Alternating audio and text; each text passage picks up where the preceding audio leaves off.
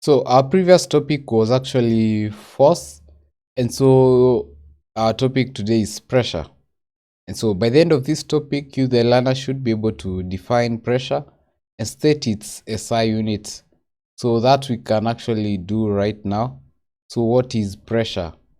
Pressure is defined as a force acting normally that is perpendicular per unit area.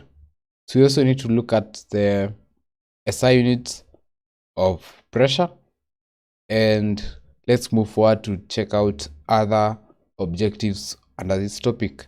So having defined pressure and shown you the SI unit, then our next objective would be to determine pressure exerted by solids, describe experiments to investigate factors affecting pressure in fluids.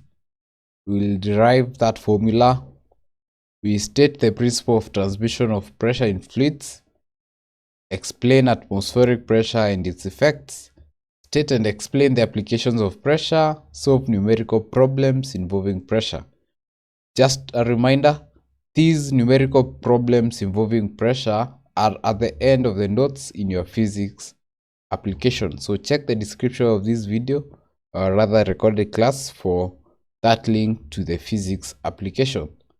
So see you in our next class.